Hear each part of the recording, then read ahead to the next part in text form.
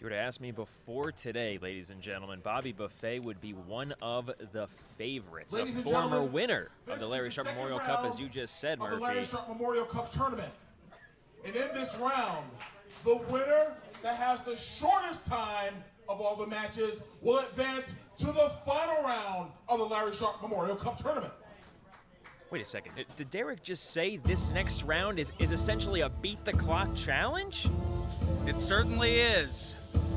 The one with the fastest time gets a bye into the finals, and the other two victors, well, they'll have to face off against one another. Fall with a 20-minute time limit is a second round match in the Larry Sharpe Memorial Cup tournament. Introducing first, the Monster Factory Supersonic Champion, Miranda Bennett, the MV. Well, who's going to keep track of all these times? Murphy, I nominate you. I'll mark it down. I'll tell you what, Miranda Bennett having an impressive match against Nevaeh Madonna.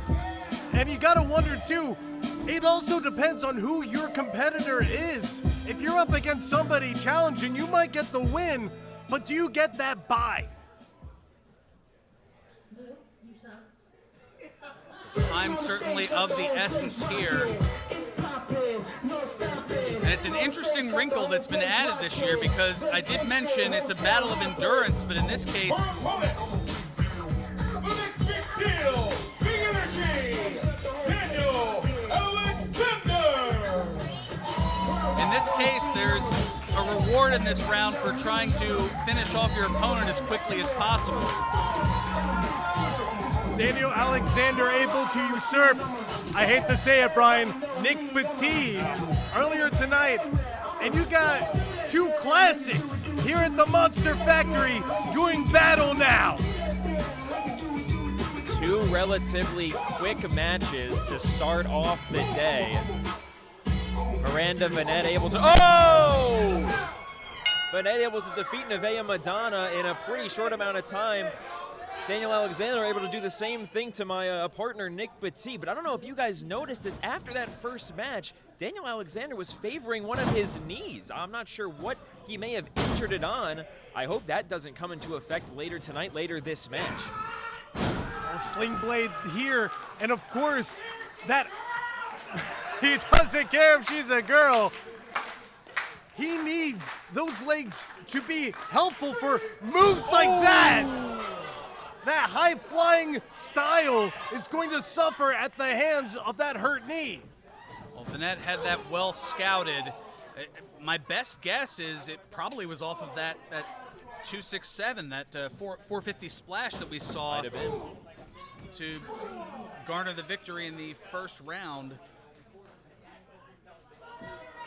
Well, we already mentioned who it was against, so I don't need to belabor it. Yeah, we don't have to talk about it. Yeah, we don't have to belabor it. Oh, Bennett utilizing that leg drop, certainly won a lot of titles in that move's history. Going for the hat trick. And gets a 2 count for it. Better hat trick than anything the Flyers have done recently.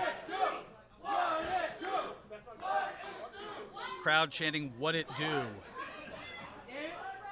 The Monster Factory faithful certainly remembering Daniel Alexander, everything that he has done during his time here. The Middleweight Medallion Championship, the Tag Team Championships. Gotta keep an eye on that clock, guys. Already 1 minute and 45 seconds have passed. Miranda Bennett, though, locking in what was a seated full Nelson on Daniel Alexander, going for the win right away. And this could do it right here. Big power slam. Hesitating to go to the cover. She knows she needs to put a little bit more hurt on Daniel Alexander. Didn't want to waste time on a pin initially. Not able to get it there.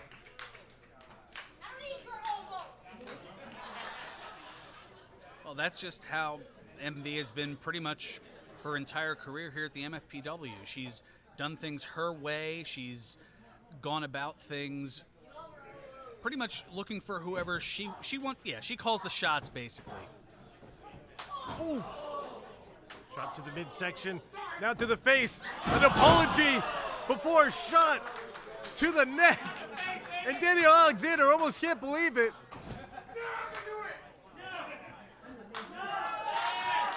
Maybe another standing moonsault. Gets it this time. But only a 2 count. Beat the clock challenge for this second round. These two competitors are at a severe disadvantage. I'd prefer to be, at least after the first match, to kind of structure my strategy around a time that I need to beat. These two are in charge of setting the time that is needed to be beat. I'm sure in a way freeing, but also a disadvantage when somebody knows what they're aiming for. Exactly. Well, this was successful for Daniel Alexander earlier tonight, but did he tweak the knee too much last time? There it is, Murphy, on cue, favoring that knee as he lands. Had the wherewithal to land on his feet, but how much damage was done? Wait a minute. Oh! Side Russian leg sweep. Covered Hooks by the leg. net. Well, Right shoulder up, but And look set at this, right smart. up here into the STF. I'm sure that has to be excruciating. Those legs locked up, that knee stretched to max capacity. Miranda Vanette, one of the smartest competitors in the history of the MFPW. I mean, that's obviously how she was able to beat me for the Supersonic title. She's trying to do so with Daniel Alexander, noticing he's favoring that knee perhaps from the first match, definitely after she moves out of the way of the 450 splash and a modified STF, hoping to end this one under 5 minutes perhaps? Well, the clock continues to tick, and the longer this match goes, the more likely that they're guaranteeing themselves, whoever wins this, another match before getting to the finals. Daniel Alexander able to make it to the ropes there, sending off Miranda Vanette, but now getting a Outside roll break up. Out. And a 3 Oh! count. Ladies and gentlemen, the official time is 4 minutes, 58 seconds. The winner of this bout advances to the next round, Daniel Alexander. Miranda Vanette cannot believe it, but has too much damage been inflicted on the knee of Daniel Alexander. It is undeniable at this point. Morris, look at how he's walking.